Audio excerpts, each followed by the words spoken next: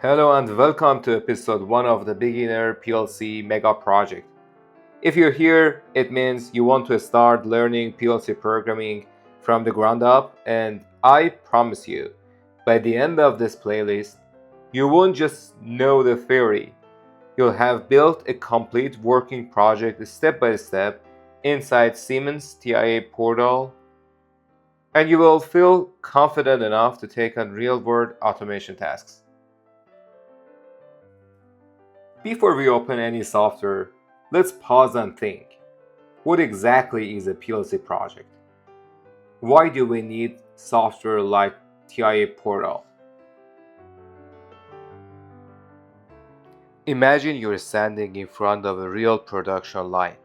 Conveyors moving bottles, motors running, sensors detecting products, lamps flashing, and an operator pressing buttons.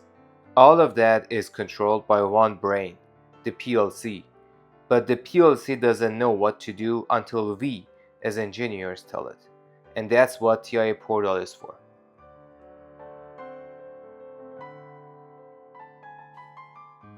TIA Portal, or Totally Integrated Automation Portal, is Siemens engineering software.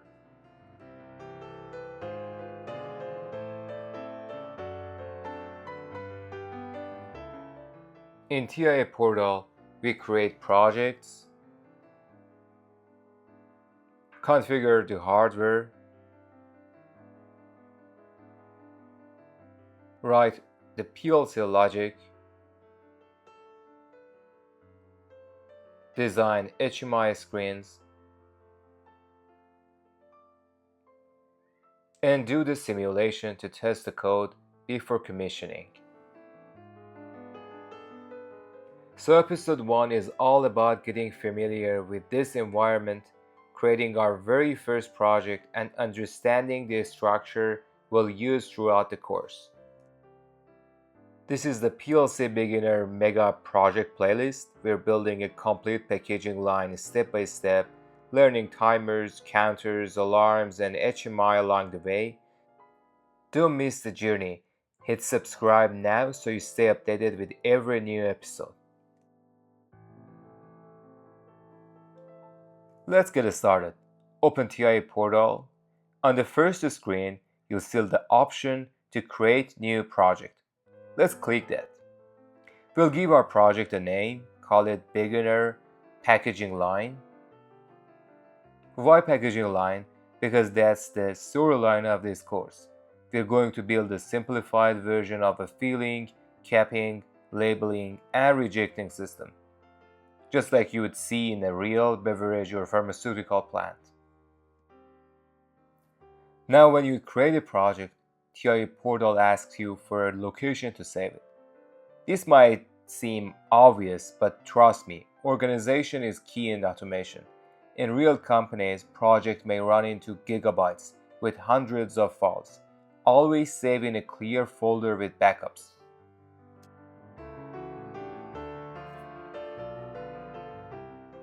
Here you see the version of TIA Portal, which is 20, and this is the name of the programmer, and you can have a simple command here. I write beginner course. Now it's ready, so we can hit the create and create our new project here.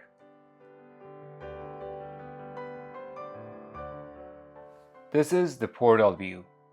On the corner of the left hand side, you see the project view. Click on that. After creating the project, the left hand panel expands. You see folders like devices and networks. Now let's add a PLC in TIA Portal. We always start by defining what's hardware we are programming. So double click on add new device.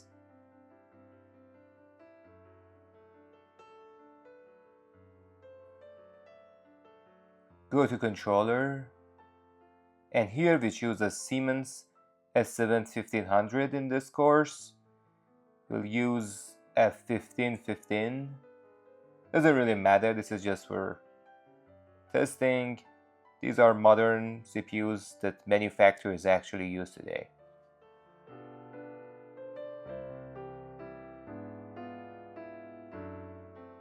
This is PLC security settings. We don't need that for now as we are only testing. So uncheck this option and click on finish. Once we add it, we can see the PLC in our project tree. TIA Portal automatically generates a folder structure, hardware configuration, program blocks, and more. You can also see tag tables, technology objects, watch table and force tables, PLC data types, traces. These will become your best friends. Don't worry if you don't know what each one is yet. I explain as we use them in our project.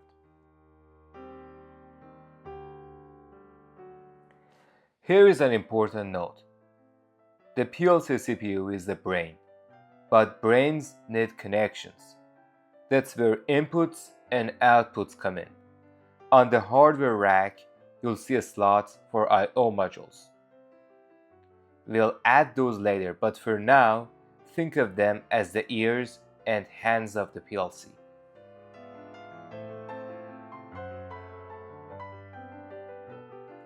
Now let's talk about tags. Inside the PLC, signals are stored in memory addresses, like I0.0 for inputs, Q0.0 for outputs, M0.0 for memory. But if we only use raw addresses, our program becomes unreadable. Imagine seeing if I0.0 is true, then Q0.0 is true. What does that mean? No one knows. That's why we use tag tables. A tag is just a name we assign to a memory address. For example, we assign a start button to I0.0, stop button to I0.1, conveyor motor start to Q0.0, and batch complete to M0.0. So I is for input area, Q is for output area, and M is for internal memory area. Now our logic can read. We can say if a start button is pressed, turn on conveyor motor, and as you can see, that's human readable.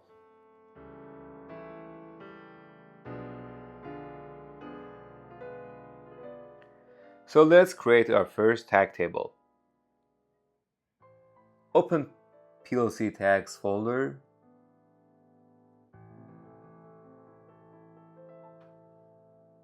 And double click on add new tag table. Call it main IO or whatever you like. Double click on it. Inside, let's define a few signals that we're going to use soon. We're going to talk about the data type and addresses in next videos. But here, let's define our tags. A start button, stop button, stop input,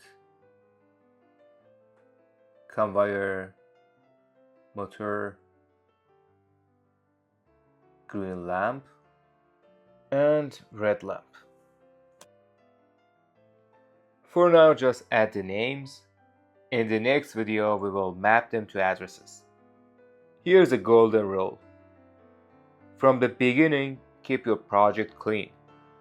Use clear names, group related tags together, inputs in one table, outputs in another one, memory bits separate. This may seem like extra effort, but once projects grow, this is what keeps everything manageable. Professional engineers spend hours on naming standards because one day another engineer or even future you will need to read your code. And if everything is called tag 1, tag 2, you're in a big trouble. So let's recap. Today we created our first project in TIA Portal, added a PLC CPU, explored the project structure, and defined our very first tag table. These all seem simple, but this is the foundation that you're gonna need for future videos. In the next episode, we'll start connecting inputs and outputs, writing logic, and bringing our packaging line to life. As your homework, create your own project in TIA Portal, add a CPU, define at least a couple of tags, and name them clearly. If you like this video, give it a thumbs up and subscribe to follow the playlist, and see you in the next one.